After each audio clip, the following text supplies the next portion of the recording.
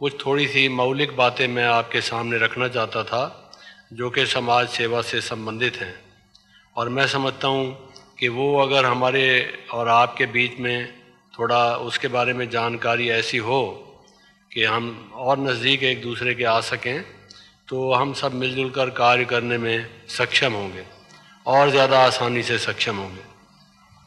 किसी ने कहा है कि मनुष्य जो भी कार्य करता है उसके पीछे उसका बिलीफ सिस्टम है, हमारी मान्यताएं क्या हैं, किन सिद्धांतों को मानकर हम चल रहे हैं, हमारे जो विश्वास हैं उसके आधार पर ही हम लोग कर्म किया करते हैं।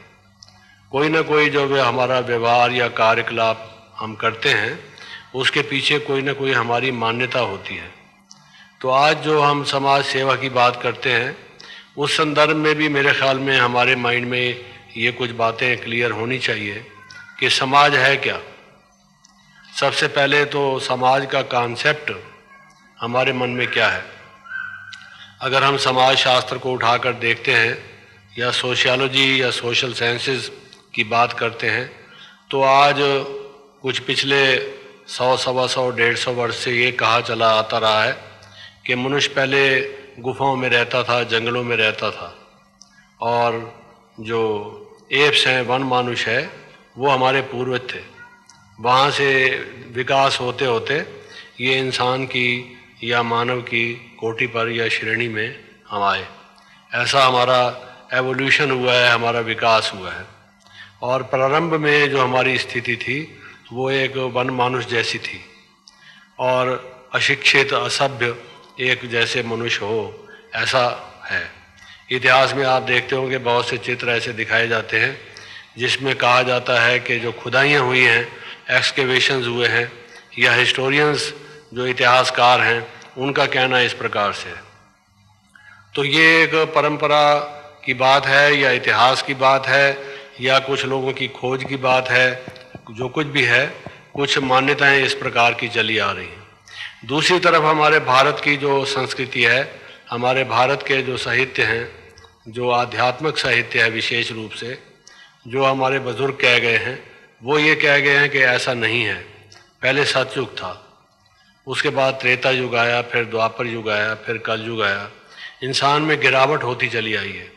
ऐसा नहीं कि इंसान पहले से अच्छा बनता चला आया है, बंदर से या वन मानुष से वो इंसान बना है, बल्कि इंसान से वो वन मानुष बना है। इंसान पहले इंसानियत से रहता था और उसका व्यवहार पहले अच्छा था। लोग एक दूसरे के दुख सुख में शामिल होते थे, उनमें करुणा, सहानुभूति, एक दूसरे के प्रति सहयोग की भावना, उनमें इस तरह की जो फीलिंग्स हैं वो होती थी। और इंसान में अब वो संवेदनशीलता कम होती आई है धीरे धीरे। उनका कहना ऐसा है कि इस तरह की बात है। पहले पहले लोग कुछ मनन चिंतन करते थे, आध्यात्म की ओर ध्यान देते थे, ना भी देते हों, कोई आस्तिक हों या नास्तिक हों, अधिकांश लोग नैतिक मूल्यों की ओर उनका अटेंशन था, जो कि धीरे धीरे कम होता गया। तो अब जब हम सामाजिक मूल्यों की, समाज परिवर्तन की या समाज सेवा की बात करते हैं, तो जब कभी समाज शब्द का उच्चारण हम करते हैं, अपने भाषा में प्रयोग करते हैं, तो क्या हमारे मन में ये कुछ कॉन्सेप्ट क्लियर है कि हम किस प्रकार से समाज मानते चले आए हैं। मेरे ख्याल में जो बुजुर्ग यहाँ बैठे हैं, जिनकी 50 साल से ऊपर आयु होगी, 60-70 साल के होंगे, उससे भी जो कम के होंगे, उन्होंने अपने समय में ही बदलते बदलते देखा होगा कि किस तरह से नैतिक मूल्य कम होते आए हैं, गिरावट होती आई है इंसान में। इंसान के खून का प्यासा होता गया है। आप सेकंड वर्ल्ड वार, जो द्वितीय विश्व महायुद्ध हुआ, उससे पहले जो इस प्रकार की करप्शन है, जिन्होंने इकोनॉमिक्स पढ़ी है, जो मॉडर्न हिस्ट्री से परिचित हैं, जो अखबारें पढ़ते रहे हैं उस ज़माने से, जबकि द्वितीय विश्व युद्ध हुआ, अंग्रेज़ जब यहाँ पर थे, उस समय से ही अगर आप वाकिफ़ हैं उनके हालात से, तो आपको मालूम है कि कैसे हालात बदलते गए हैं। लड़ाई के दिनों में चीज़ों की कैसे कमी हुई, और कमी होने के बाद ब्लैक में चीज़ें बिकने लगीं। लोगों का 2 नंबर का पैसा जिसको हम कहते हैं, उसके बाद कैसे ब्लैक बिजनेस होने शुरू हुआ और वाइट मनी और ब्लैक मनी की बात होती रही। किस तरह से फिर लाइसेंस, परमिट वगैरह ये ज़्यादा शुरू होने लगे, और ये मनी की जो पैसे की बारे में महंगाई वगैरह की चीज़ों का ना मिलना, किस तरह से ये शुरू होता गया। फिर कैसे हर एक देश में, ये आप सेकंड वर्ल्ड वार को उठा के देखें या फर्स्ट वर्ल्ड वार को उठा के देखें, उससे पहले सैकड़ों साल की जो इतिहास है और उसके बाद आप देखेंगे कि ज़्यादा बड़ी जल्दी से परिवर्तन हुए हैं। एक ज़माना ऐसा था जब मनुष्य तीर कमान से लड़ाई करते थे, तलवार से लड़ाई करते थे, फिर बंदूक पिस्तौल बनी, तोप बनी, बनते बनते एटम और हाइड्रोजन बम बन गए। जो व्यक्ति एक दूसरे को सामने खड़ा होकर लड़ता था, चैलेंज देकर, कहकर, और लड़ाई की मर्यादा थी कि लड़ाई शहरों से बाहर हुआ करेगी, जिन नागरिकों का कोई कनेक्शन नहीं है उससे, उनको नहीं मारा जाएगा, वो सब नियम चेंज हो गए। और आपको पता है कि शहरों पर भी हमले होने लगे, जहाँ पर कोई अस्पतालें हों वहाँ पर या स्कूलों पर भी उनका भी ख्याल नहीं किया गया। ये सेकंड वर्ल्ड वार के दिनों में हम लोग अखबारों में पढ़ते थे, आप लोग भी इसके जानकार होंगे। तो बहुत सारी बातें बाद में बदलती आई हैं और नैतिक मूल्यों का ह्रास होता है। और साथ साथ अगर आपने अपने जीवन में विश्लेषण किया होगा परिस्थितियों का, तो आपने देखा होगा कि दो तरह की बातें हमारे सामने हैं। हमारे सामने दो हल हैं, दो पहलू हैं इस तस्वीर के। कौन से दो पहलू हैं? आप ज़रा विचार कीजिए। एक तो ऐसा समाज हो सकता है कि जहाँ पर लोगों का खाना पीना अच्छा हो, लोगों में चिंता ना हो, लोगों की सदचर्या जीवन जो है सदव्यवहार हो, सदाचार हो, और वो आपस में हारमनी, जैसे सुबह को एक सेशन था, मेल जोल से रहते हों, प्यार प्रेम से रहते हों। तो आपको मालूम है आज डॉक्टर्स लोग कहते हैं कि जो मनुष्य की 80% से ज़्यादा, 80% से ज़्यादा बीमारियां हैं वो मानसिक तनाव के कारण हैं, मेंटल टेंशन और स्ट्रेस के कारण है, स्ट्रेन के कारण है।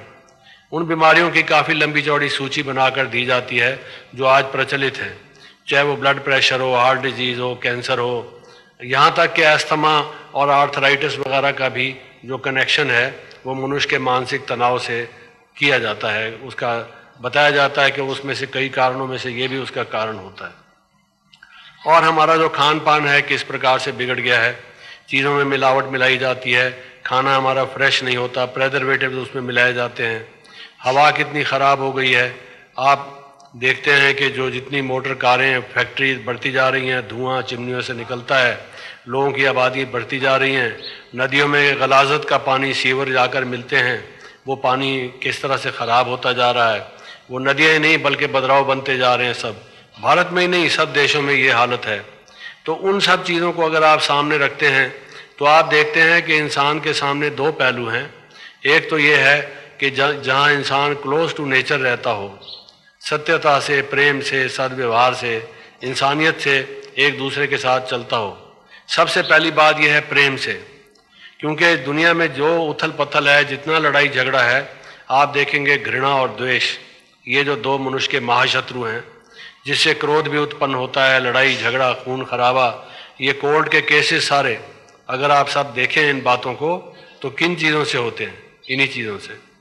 तो एक उस समाज के बारे में आप बात देखिए कि जहाँ लोगों को ये शिक्षा मिलती हो, शिक्षा पर ही खर्च किया जाता हो, और इंसान में जब उसके बचपन की आयु है, साइकोलॉजिस्ट ने और शिक्षा शास्त्रियों ने, एजुकेशनिस्ट ने और मनोवैज्ञानिकों ने ये रिसर्च करने के बाद इस परिणाम पर पहुँचे हैं कि मनुष्य की 8-9 साल की जो आयु होती है, और इससे ज़्यादा ले लीजिए 12-13 साल तक होती है, और इससे ज़्यादा ले लीजिए जो ज़्यादा से ज़्यादा 18 साल तक जो आयु होती है, उसके बीच में इंसान ने जो बनना होता है वो बन चुका होता है। प्रारंभिक उसके जो संस्कार हैं वो बन चुके होते हैं, बाकी उसके बाद थोड़ा बहुत हेरा फेरी और परिवर्तन होता है। मूल रूप से जो वो जिस तरह का वो बनना होता है उसका भविष्य, जैसे कि बिल्डिंग की फाउंडेशन जो पहले पड़ जाती है उस पर डिपेंड करता है।